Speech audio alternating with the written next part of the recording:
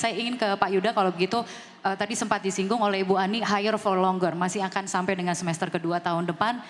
Mungkin bisa ditambahkan dari sisi, karena kita sebenarnya konsep besarnya juga adalah bicara mengenai sinergi antar otoritas. Itu yang selalu digaung-gaungkan menjadi resep manjur untuk menghadapi sejumlah tantangan yang ada. Dari sisi kebijakan moneter, sistem pembayaran, dan juga makro prudensial, kebijakan apa lagi yang kemudian akan ditambahkan untuk melapisi kebijakan fiskal, dan juga nanti dari sektor keuangan kita akan mendengarkan untuk menopang pertumbuhan ekonomi ke depan. Silahkan Pak Yuda. Oke. Kemarin kami mengadakan rapat Dewan Gubernur di bulan Desember ini.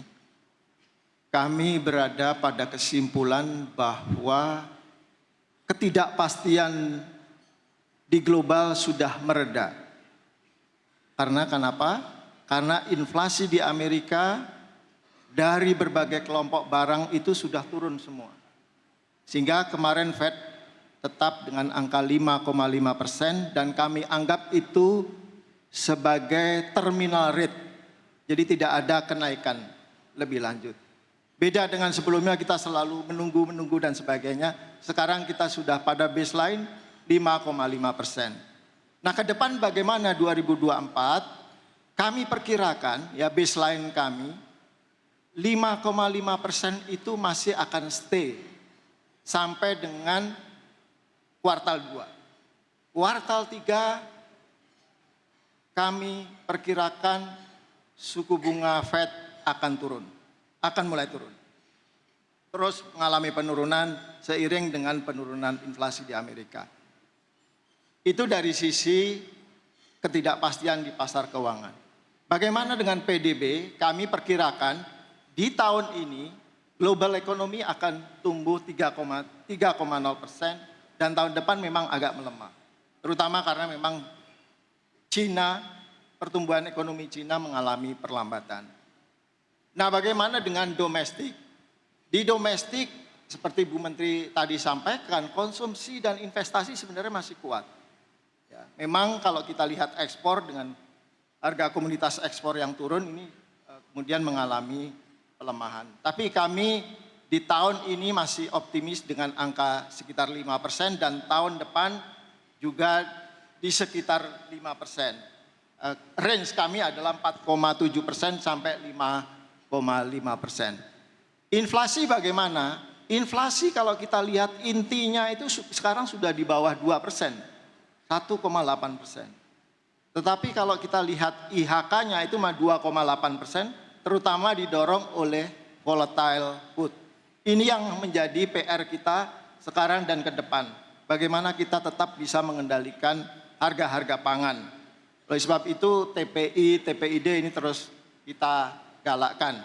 Tahun depan targetnya 2,5% plus minus 1%. Dan itu menjadi target benar-benar kita akan capai di tahun depan sebagai target dari Bank Indonesia. Nah di sektor keuangan, alhamdulillah kredit di bulan November itu bisa tumbuh di atas 9,74% year on year. Jadi sudah masuk di dalam range target Bank Indonesia 9 sampai 11%. Likuiditas, nah ini likuiditas ada yang mengatakan ini ketat. Tapi kalau kita lihat angka-angka likuiditas alat liquid over DPK kita masih 26%. Secara rata-rata historis itu 20%. Jadi menurut hemat kami ini masih ample, masih memadai. Sehingga lending kapasitas perbankan di dalam memberikan kredit sebenarnya masih cukup kuat. Memang pertumbuhan DPK sekarang ini agak lambat ya 3%. Tetapi ini kan karena adanya excess saving yang dulu di tahun 2020, 2021, 2022 ketika COVID, savingnya kan meningkat tajam karena orang nggak konsumsi. Sekarang begitu konsumsi tentu saja tabungannya dipakai kan gitu.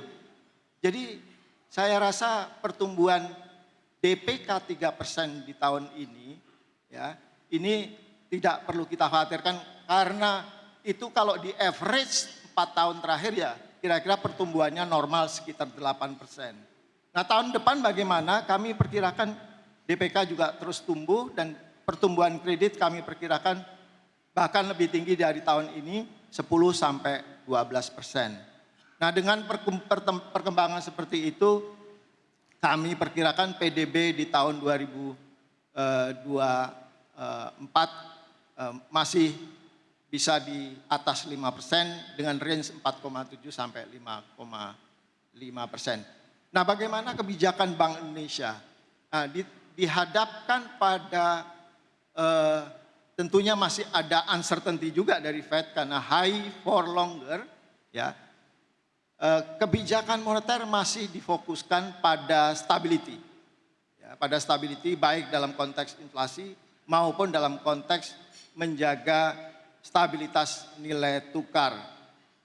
Nah, tetapi dari sisi policy mix, kebijakan makroprudensial Bank Indonesia, kebijakan sistem pembayaran dan tentu saja juga termasuk inklusi keuangan itu akomodatif, pro growth. Oleh sebab itu di makroprudensial kita pertama LTV tetap longgar, ya. LTV di tahun depan tetap longgar, tidak kita rubah, ya, 100%. Yang kedua adalah KLM, kebijakan insentif likuiditas makroprudensial untuk sektor-sektor tertentu, termasuk sektor hilirisasi, baik itu minerba maupun hilirisasi pertanian, ya, perkebunan, perikanan, peternakan dan sebagainya, ya, agroindustri gitu ya. Kemudian juga perumahan dan juga sektor-sektor seperti UMKM, green economy dan sebagainya. Jadi makroprudensial longgar dan pro growth. Sistem pembayaran kita dorong terus mengenai digitalisasi di sistem pembayaran, ya. Ke depan di retailnya, ya, BI Fast akan kita sinergikan, ya, interoperabilitas dengan GPN, ya. Ini di retailnya akan seperti itu. Di wholesale-nya RTGS akan di-upgrade menjadi RTGS generasi ketiga di mana sudah menggunakan multi currency sehingga kita bisa lakukan cross border dengan negara-negara yang lain. Dan juga perluasan penggunaan kris dan sebagainya. Di UMKM tentu saja kita terus akan mendorong agar sektor-sektor inklusi UMKM dan hijau ini terus berkembang dengan berbagai insentif. Baik, Pak Yuda, ada yang ingin ditambahkan? Silakan. Mungkin saya sangat setuju tadi dengan apa yang disampaikan Pak Khatib terkait dengan risiko supply dari Treasury bills di Amerika yang kemudian menyebabkan yield di Amerika juga masih stably high. Walaupun sekarang kelihatan memang sudah mulai turun ini. Dan kami perkirakan juga dolar indeksnya juga sudah mulai melemah atau turun gitu ya di tahun dan sekarang ini dan juga di tahun depan kami perkirakan bahkan bisa di sekitar 101.